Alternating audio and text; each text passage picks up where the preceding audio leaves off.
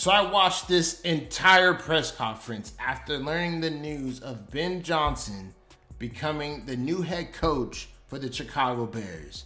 Shocker. Saying in division, he picked a job that's in the division. It's crazy news, right? But like I said, there's three takeaways from this interview that actually, when you start thinking about it, man, I don't think the Lions are going to lose a step. So my first thing is this: your next OC might be in the house. It might be an offensive line coach. You got both of your top offensive tackles backing this man up right here, okay? And Dan Campbell said in his interview, he says that it's his job to find the next big thing. Who better to be the next big OC than a guy who's in the room already, who already knows what Jared Goff needs, who listens to Dan Campbell, and who the O-line respects. At the end of the day, this whole offense is built on the O-line.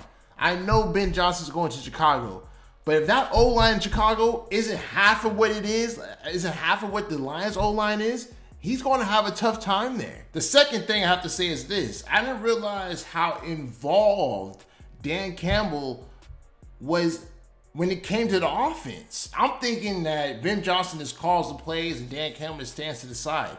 But after he said this, I didn't know this was his offense is his level of expertise. Listen to this. You know, hey, your offense, you call it. I'll have some things I want. And then I'm with Brad because we're getting ready for the draft. I'm looking for players, free agency, blah, blah, blah, blah. And so you kind of allow all those things to happen, and it's a blind spot.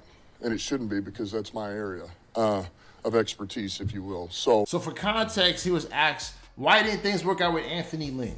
And he's saying that he kind of just said, Anthony, do your thing. This is a couple of plays that I want. But other than that, it's your offense. You call, you do your thing. He was with Brad when it came to the draft, and then it kind of left the blind spot because he wasn't involved. So that says now with the whole Ben Johnson thing, Dan Campbell was heavily involved.